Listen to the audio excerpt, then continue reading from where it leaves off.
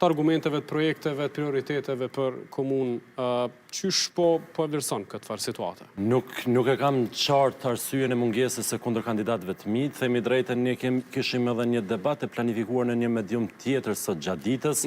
Edhe aty kundër kandidatët e mi nuk morën pjesë, por edhe në një emision të mëhershëm kontekst që zhvillohet përkesh në televizionin tuaj, kanë munguar edhe aty, dhe unë shoh si një mungesë të përgjithësisë ndaj qytetarit i cili dëshiron të na dëgjojë ballafaqimet tona, idetë dhe vizionet tona, sepse ndaj tyre ne kërkojmë besimin për mandatin qeverisës të ardhshëm. Drejtor, s'keni pas mundësi të ballafaqoheni gjithë. E kemi pasur vetëm një emision në televizionin e Vazhinit, aty jemi ballafaquar, ndërsa ndonjë emision tjetër, ndonjë debat tjetër nuk kemi pasur ku kemi qenë të prezent gjithë. Qysh jeni duke kanalizu këtë fushatën, komunikimin me publikun, me elektoratin votues të komunës?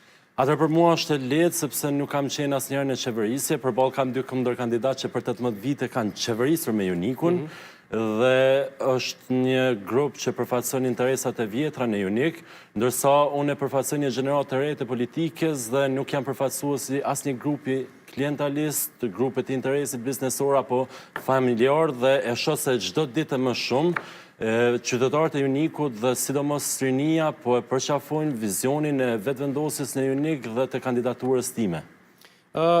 Cilat janë prioritetet në projektin që jeni duke shfaq para qytetarëve, prioritetet pastaj për të specifikuar në pjesën tjetër bisedës në secilin sektor në veçantë? Po, atër kjo është programi ynë me cilin ngarojmë për mandatin qeverisës 2026-2030, i cili fillimisht tenton të zgjidh problemet bazike, sepse është e turpshëm edhe më vjet keq që përsëri në vitin 2025 ne duhet të flasim për problemet e ujit, për problemet e kanalizimeve, të ujrave të zeza, të cilat në një komunë të vogël duhet të ishin të harruara. Dhe këto do jenë edhe prioritetet e mia fillestare, pra zgjidhja e problemit të cilësisë së ujit, zgjidhja e problemit të trajtimit të ujrave të zeza, ne aty kemi një implant të ujrave të zeza i cili ekziston si objekt, por nuk funksionon. Ndërtimi i implantit tjetër në lokacionin e quajtur Bramatok, pastaj kyçja e qytetarëve cilët nuk janë të kyçur në kanalizim, kemi të identifikuar të gjitha rastet për të vazhduar pastaj me prioritete tjera që janë siguria. Juniku ka lumin e Renik, i cili për shkak të relievit dhe konfiguracionit të terrenit paraqet një lum të rrëmbyeshëm, dhe për këtë arsye ne do të zhvillojmë edhe mbrojtjen nga përmbytjet dhe menaxhimin e lumit të Renik, duke punuar në shtratin e tij.